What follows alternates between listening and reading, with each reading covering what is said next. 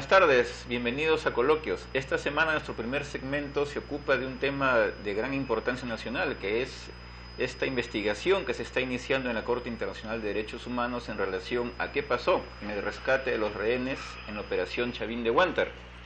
Y sobre este tema queremos brindar elementos de juicio y de análisis para un razonamiento lo más objetivamente posible sobre qué pasa en torno a este problema. Para eso nos acompañan nuestro gran especialista, el doctor Manuel Fuentes Rivera, el doctor Agustín Maya, que cuando era parlamentario se ocupaba bastante de casos de derechos humanos, y nuestro amigo politólogo, también experto en el tema, Renzo Ibáñez. Le preguntamos a Manuel Fuentes Rivera, ¿en qué consiste exactamente este problema de la denuncia que se ha elevado a nivel internacional y qué implicancias va a tener? Bueno, Hugo, el asunto práctico.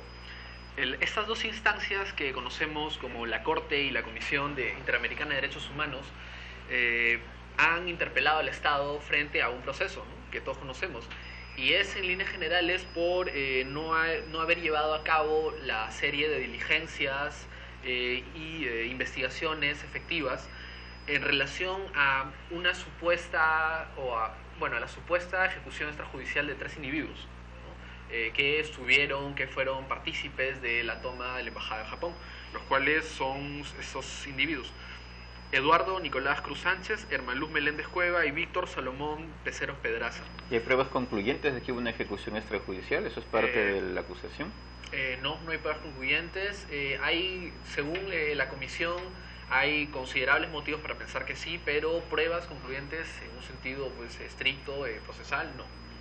¿Y qué va a pasar entonces ante este caso? Bueno, seguirá el trámite del proceso, el Estado ha sido emplazado. Esperemos de que la estrategia del Estado sea tratar de rebatir estas pruebas, ¿no?, dado que no son concluyentes, tienen un carácter de rumores, por así decirlo, y que termine por dilucidarse esto, ¿no?, que tiene consecuencias dentro de lo que es cooperación internacional y una valoración de país respetuoso, ¿no?, frente a la comunidad. Pero estamos en una situación lícita y válida porque hay sectores políticos que se han sentido muy conmocionados por este hecho, consideran que es incluso algo contra la nación haber presentado esta acusación, y por otro lado se dice que van a ser apresados los antiguos comandos de la operación Chavín de Huántar. ¿Tiene esto asidero? Dos cosas. La primera es de que este proceso tiene, o mejor dicho, se emplaza al Estado en la administración de justicia, por así decirlo, ineficiente en estos procedimientos y no a los comandos.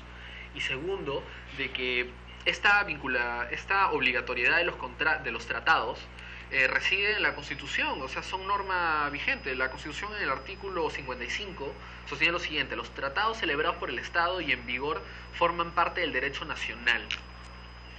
No es cualquier cosa, tiene como derecho, tiene carácter obligatorio, ¿no? En ese sentido, yo creo de que lo pertinente, como se comentó meses atrás, es una revisión del tratado que está contemplado en la parte de el presidente bien puede hacerlo. Es más, párrafos siguientes se sostiene lo siguiente, ¿no?, según la Constitución: la denuncia de los tratados es potestad del presidente de la República, con cargo a dar cuenta al Congreso. En el caso de los tratados sujetos a aprobación del Congreso, la denuncia requiere aprobación previa de este. Yo particularmente no considero la denuncia, pero en una interpretación extensiva de la Constitución se puede modificar también ese tipo de la adhesión. Muy bien. Agustín, ¿qué comentario te merece esta situación que ha generado preocupación? Incluso se habla de una inestabilidad política en relación a la Fuerza Armada y los poderes democráticos. Bueno, yo lo que creo es que hay que tener claridad frente a 3 temas. Uno, primero, que nosotros formamos parte de una legislación supranacional desde la Carta de 1939, así, y que siga así en materia de derechos humanos. Es una de las características del mundo contemporáneo que estos se han universalizado y existen instituciones legales que nos protegen por encima de cualquier arbitrariedad de los estados. En segundo lugar, lo que a mí me desconcierta es que el gobierno peruano o el Estado peruano sea tan ineficiente para defenderse de un caso que aparentemente sería una acusación injusta.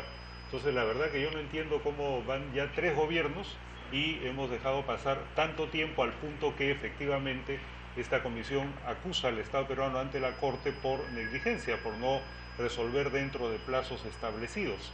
Hay En tercer también, lugar, perdóname, hay como una parálisis de opinión respecto a los líderes políticos y las personas que tendrían mucho que decir al respecto. ¿Tú cómo ves esto? Porque yo creo que hay posiciones extremas que hay que dejarlas de lado, ¿no? Por un lado, por ejemplo, calificar al MRTA de grupo insurgente es un absurdo, es una banda terrorista, siempre lo fue, ¿no? Pudo tener algunas características en cuanto a su actuación, que es una banda terrorista claramente antidemocrática y por lo tanto su actuación fue siempre delictiva. En segundo lugar, también es un exceso suponer que vamos a glorificar una operación que fue hecha bajo una dictadura donde había agentes ocultos que estaban, por supuesto, usando como métodos permanentes violar toda la legislación nacional, internacional y sobre derechos humanos, si no Fujimori no estaría preso. Entonces, por eso creo que hay que ser equilibrados y en este caso hay una responsabilidad ya de 3 gobiernos democráticos de no haber actuado con la celeridad del caso, porque si el hecho supuestamente es falso, entonces tienen todas las potestades y las capacidades para demostrarlo y resolver el tema sin necesidad de exagerar la situación que se está ahora creando. Así es. Renzo, ¿qué opinas de todo esto? ¿Cómo lo ves desde el punto de vista político? Bueno, en línea de Agustín, evidentemente el problema desnuda una falta de eficiencia a nivel institucional por parte de los poderes del Estado. Por un lado, evidentemente, aquellos que dirigen los destinos de la nación en términos de gestión, como son, por ejemplo, como es el caso del Poder Ejecutivo, pero además un Poder Judicial y los demás fueros correspondientes que no han hecho su trabajo, evidentemente, de la mejor manera, ¿no? Entonces, es una llamada de atención a ver cómo es que se pueden modificar estas cosas y, evidentemente, un jalón de orejas a nuestros congresistas y a todos nuestros dirigentes para poder modificar esto. Creo que es urgente, estamos hablando de un emplazamiento que ante los ojos del mundo es bastante bochornoso y así de repente a algunos de nosotros no nos guste, pero tiene que ver con un tema procedimental meramente, ¿no? Más allá de que haya habido por parte de la Corte Interamericana o por parte de la Comisión de Derechos Humanos digamos un emplazamiento directo o una arremetida contra los comandos Chavín de Huerta, sino que estamos hablando principalmente del tema procedimental. Creo que eso ya no puede suceder en un país que mira al futuro con modernidad y con todo lo que hemos querido. Perfecto, muchas gracias. Regresamos en un momento con Coloquios. Bienvenidos, somos el grupo TVI, plataforma especializada en la producción de televisión y contenidos digitales. ¿Qué ofrecemos? Diseño e implementación de estudios de televisión. Desarrollamos e instalamos el equipamiento completo, desde cámaras hasta selectores digitales, switches de calidad. Somos expertos en sistemas digitales para video, audio y data. Servicios de Internet, streaming, circuitos cerrados, Wi-Fi, WiMAX, redes de fibra óptica, portales y aplicaciones web. Desarrollamos proyectos integrales de televisión. Capacitamos en técnicas de producción y efectos especiales. Desarrollamos e instalamos el equipamiento completo. Alquilamos cámaras, set y equipos. Producimos programas para televisión. Si desea instalar su propio canal de televisión, no dude en llamarnos.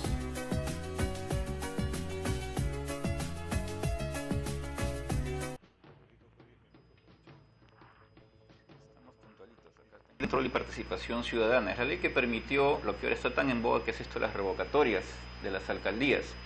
Y existe una polémica muy intensa sobre si la actual alcaldesa de Lima, que lleva muy pocos meses, por supuesto, en el ejercicio de sus funciones, ha llegado a tener determinados deméritos para que esto sea válido, o hace falta más bien esperar todavía un poco. Y también esto trae de por medio una discusión sobre si está bien que estas revocatorias sean hechas así como dice esta ley, que tan rápidamente un alcalde pueda ser sacado de sus funciones, más todo lo que esto implica de trámites y de movilización de recursos humanos y políticos a favor o en contra, ¿no? Primero queremos pedir la opinión de Agustín Aya respecto a qué hay detrás, qué significa esto de la revocatoria y la situación más o menos general de la alcaldía. Luego van a opinar nuestros compañeros Luis Saldívar y José Bulnes, que están respectivamente en contra y a favor de la revocatoria. Agustín, por favor. Bueno, desde el punto de vista constitucional, la revocatoria es uno de los dos mecanismos de la democracia directa. El otro es el referéndum o la consulta sobre temas de gobierno.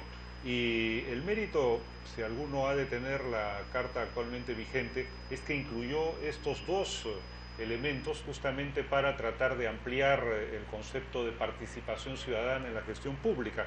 Entonces ahora nosotros tenemos referéndum, de acuerdo a la Carta del 93, y también tenemos revocatoria, que luego se legisló, como ha sido recordado, a partir del año 97. Ahora, si uno revisa las revocatorias que se han producido en estos últimos 14 años, lo que va a ver es que el éxito es bastante relativo. Es un derecho ciudadano que creo que ya ha sido asumido como tal en general en el país, pero la tasa de éxito es muy baja. ¿Por qué razón? Porque en realidad la mayoría son iniciativas que no tienen un gran respaldo, y hasta donde recuerdo, la tasa de éxito se refiere sobre todo a distritos muy pequeños y sobre todo en las zonas rurales. En Lima ha habido algunas, también con muy poca población en esos distritos, en el caso de Punta Hermosa o Punta Negra, no recuerdo, o Poncusana, por ejemplo, ¿no?, donde se ha logrado revocar, se ha logrado cubrir el mínimo de firmas y luego se ha obtenido más de la mitad de la mayoría de los ciudadanos. Por lo tanto, va a ser la primera vez en que aparentemente, por los indicios que existen, sería en la propia capital donde esto sería factible, aunque el tramo todavía está por sobrellevar, porque hay que recolectar como mínimo 400.000 firmas y eso no es tan sencillo, ¿no? Por eso creo que va a ser todo un experimento, porque en ninguna capital provincial ni departamental ha procedido una revocatoria. Muy bien, entonces, hecha esta aclaración y visto así el panorama, damos la palabra a Luis Saldívar sobre la revocatoria en sí. ¿Qué hacemos al respecto, Luis? Bueno, si yo estoy acá sentado ahora es porque me han sindicado como la persona que tiene que estar en contra de la revocatoria, ¿no? Y es porque yo la he defendido también así. Y no es de que estoy en contra de el proceso de la revocatoria en cualquier lugar. Yo estoy en contra de que ahora, en estas circunstancias, se esté usando la revocatoria políticamente. Yo quisiera utilizar un poco el argumento que utiliza Agustín de por qué las revocatorias normalmente no se dan. Es porque normalmente no hay tantos recursos ni una persona interesada con suficiente dinero como para poder movilizar a la población de esa manera, que sí lo hay en esta ocasión. Me parece mal de que el argumento por la revocatoria no tenga en cuenta el contexto político en el que se maneja. Hay actores políticos como el señor Curi, como el señor Castañeda, que están interesados en meterle un montón de plata al tema de la revocatoria solamente porque ellos quieren volver a ser alcaldes y no están pensando en la ciudad de ninguna manera, ¿no? Entonces, si uno piensa en la revocatoria como derecho, eso se mantiene. Pero no podemos pensar en la revocatoria solamente como algo que se hace por la antipatía política que uno puede tener. Gracias, Luis. José Luis Bulnes, por favor. Hola, ¿qué tal? Bueno, sería un poco ingenuo creer de que detrás de los mecanismos legales no hay, digamos, un interés político o manejo de cuotas de poder. Digamos, el derecho y la política siempre están muy hermandados. En el caso concreto de la revocatoria de la actual alcaldesa Susana Villarán, yo creo que hay dos perspectivas, una perspectiva legal y una perspectiva política. Desde la perspectiva legal, evidentemente el tema es, digamos, se consume rápidamente, ¿no? Es un derecho que la Constitución lo ventila, etc. Desde el tema político, creo que hay un más largo aliento ahí, porque creo que el objetivo no es tanto de si se revoca o no, es más, creo que eso termina siendo hasta una excusa. Porque lo que se va a aprobar acá es que una tendencia política determinada, que en este caso puede ser llamada en términos generales como una izquierda o una inclinación progresista, ha tenido una ineptitud para gobernar. Los temas básicos, digamos, en gestión, por ejemplo, es en función a lo que tengas, tú puedes gobernar o administrar. Y a su vez, en términos políticos, tú tienes que vender la sensación de que lo estás haciendo bien.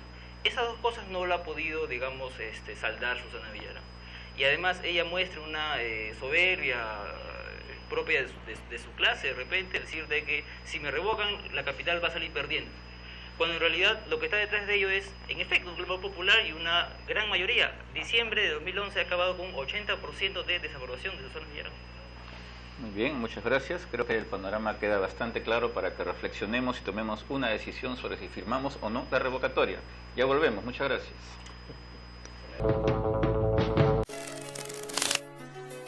Bienvenidos, somos el grupo TVI, plataforma especializada en la producción de televisión y contenidos digitales.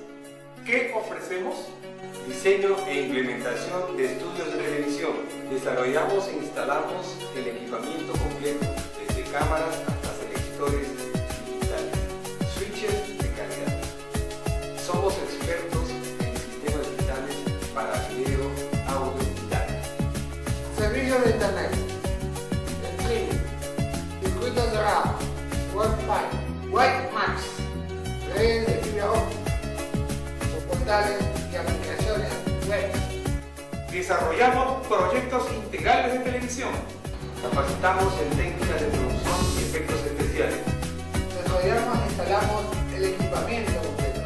Alquilamos cámaras, set y equipos. Producimos programas para televisión. Si desea instalar su propio canal de televisión, no dude en llamarnos.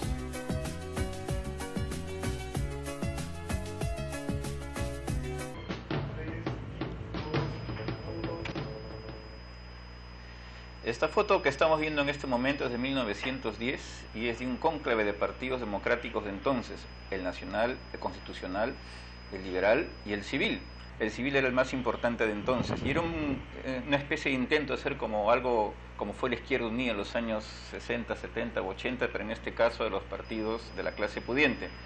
Y esto era parte de un fenómeno que no sabemos por qué no pudo continuar, o sí sabemos, pero hay que discutirlo, que es la incapacidad en nuestro país de generarse partidos políticos permanentes.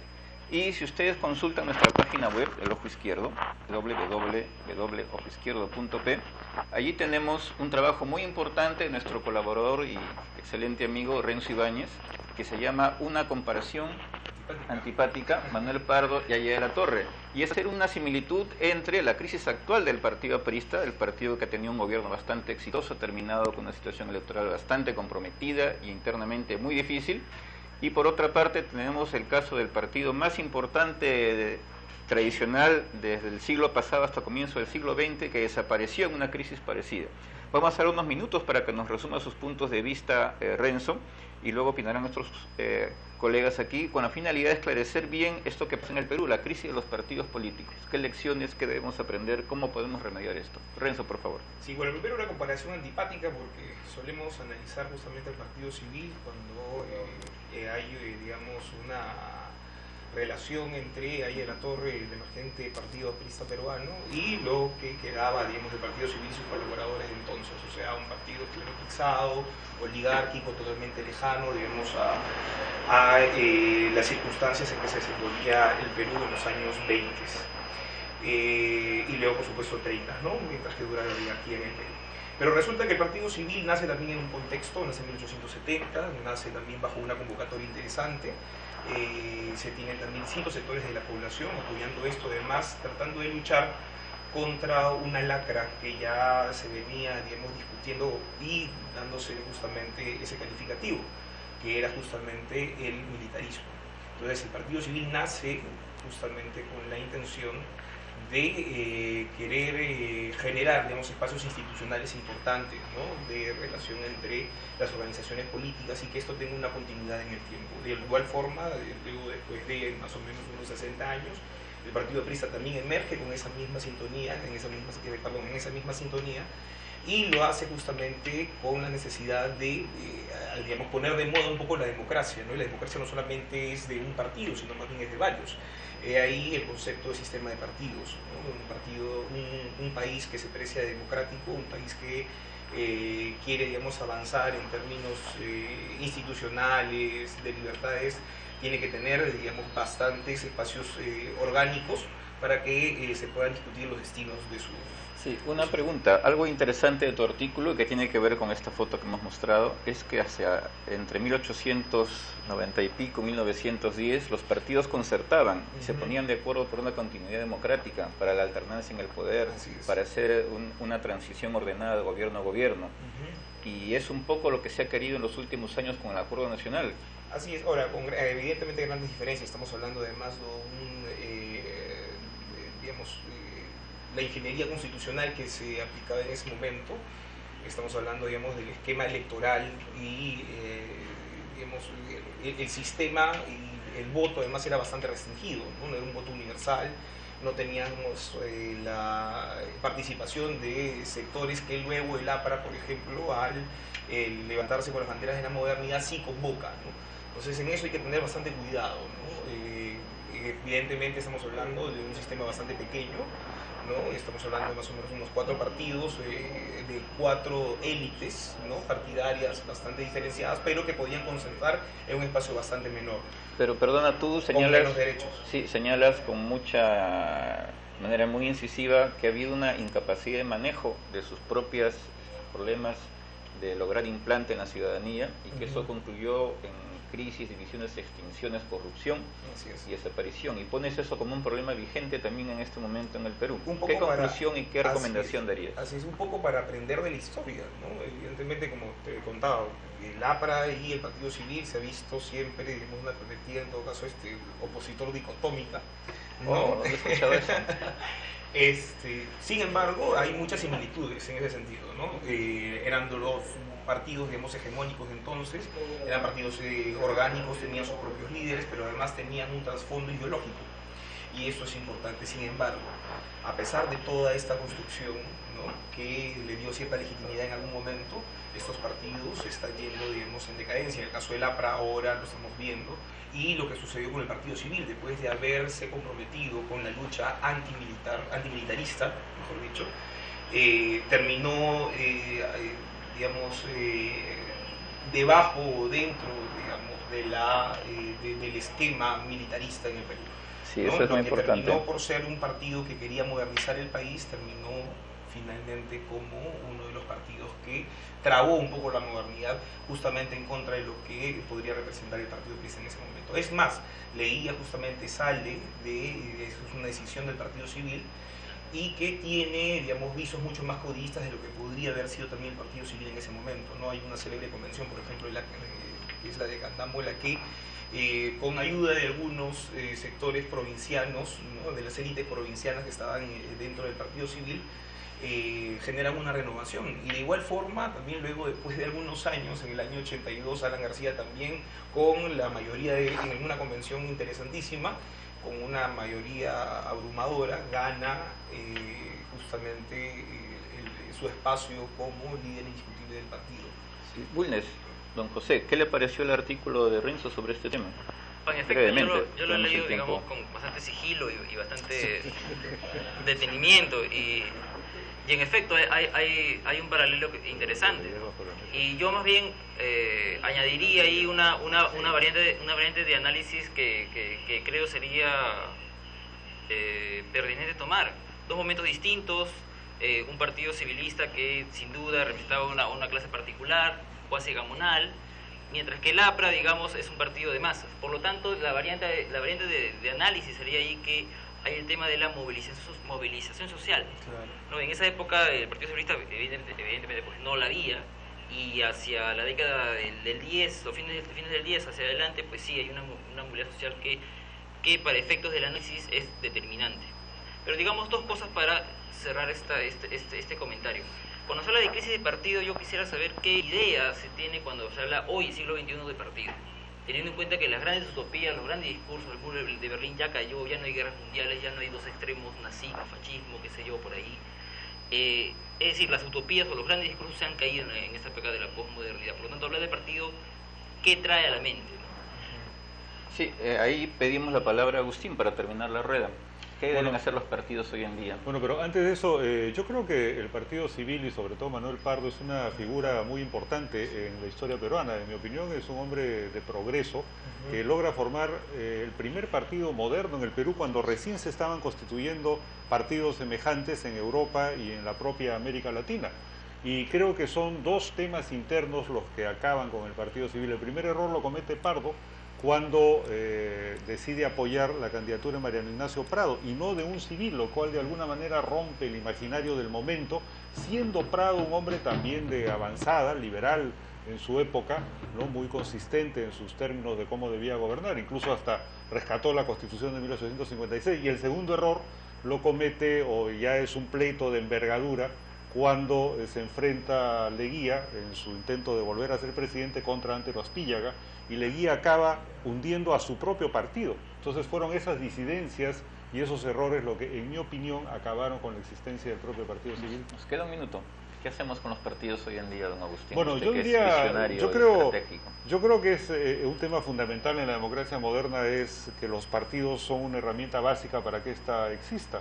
Por lo tanto, reconstituir partidos es un tema clave. Ahora, creo que esto debería dar lugar a un debate un poco más amplio, porque estamos viviendo una fragmentación política que es un dato de la realidad, que yo finalmente no la veo mal, y por otro lado, a partidos tradicionales que crecen y se desinflan en los últimos 20 y tantos años de una manera dramática, y que inclusive no podríamos decir, porque acá nunca está dicha la última palabra, que su actuación en las elecciones pasadas haya sido la última. Yo creo que no, y entonces hay que recombinar y analizar qué cosa es lo que está sucediendo. Partidos de largas décadas que pueden, si es que sintonizan de nuevo con el humor popular y de los sectores sociales a los que dicen representar, otra vez reconstituirse, y al mismo tiempo una fragmentación que inevitablemente tiene que llegar a alguna alternativa mucho más consistente que la actual. Así es, y siempre la renovación es buena, y siempre la existencia de pensamiento político con ideas e iniciativas juveniles también es buena. Consulten nuestros temas de manera más detallada y con documentos importantes para poder ser analizados en www.ojoizquierdo.p, y nos vemos la próxima semana en Coloquios. Gracias.